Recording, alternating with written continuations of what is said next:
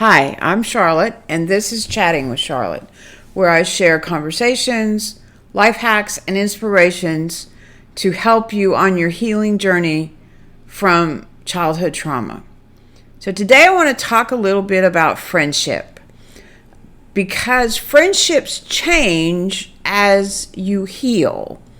Now that may sound really strange because friendships are so important in your healing process, and to think about a friendship or a relationship changing is a kind of scary to some people. It was to me, but in my healing journey, what I discovered was that as I healed, I realized that there were certain individuals that were not good for me because I had healed to a place where their interaction with them actually pulled me back into a place I did not want to go. Now, not to say they had me do bad things, but that can sometimes be the case. As you heal, especially if you struggle with addictive behaviors, as you heal and you move away from those behaviors and you learn healthy coping, then being around friends who still engage in those activities is really not a good thing for you.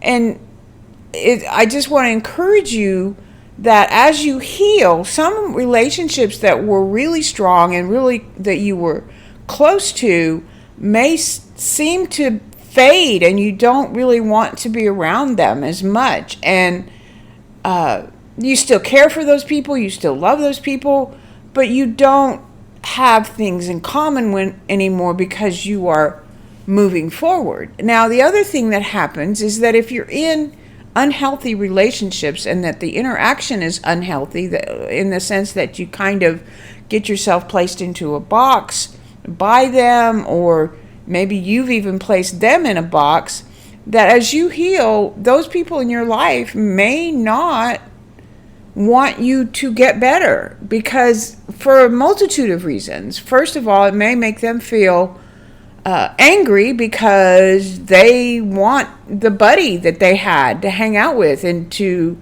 do the things that you did together that maybe were unhealthy. Or they had a position of authority over you, or a relationship where they dominated you, they disrespected you, and you kind of let that happen because of where you were in your healing process and how you were treated as a child. But as you heal, you realize that you don't need to be in those kinds of relationships, and that you want to move forward and not be in that box that they put you in. And so you don't feel as comfortable around them, and being around them is disturbing to you and upsetting to you. And so what I want to say today is that it's okay to move away from those relationships, to distance yourself from them.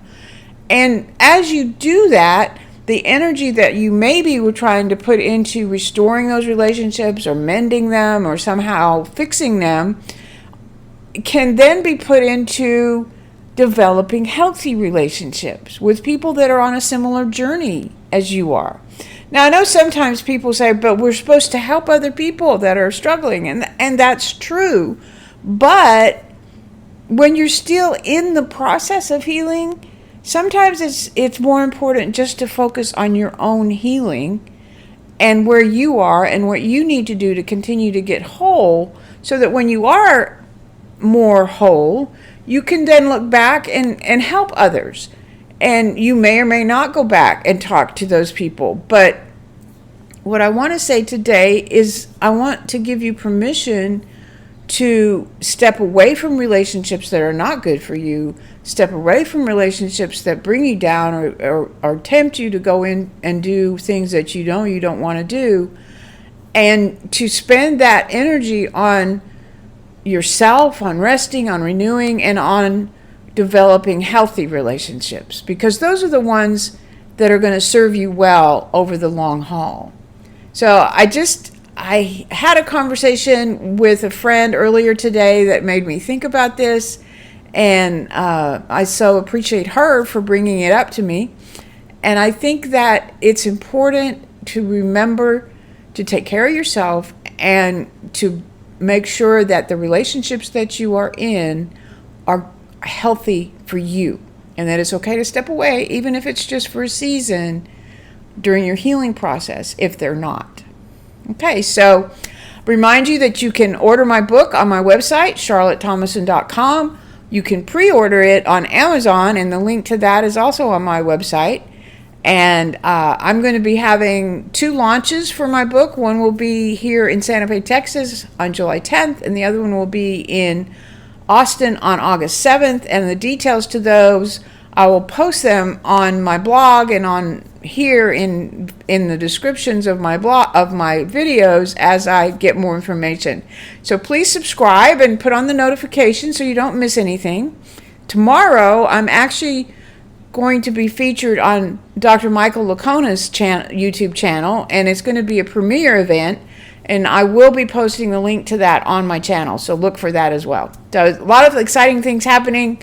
I hope that you will subscribe so you don't miss any of them, and I will talk to you again soon. Goodbye now.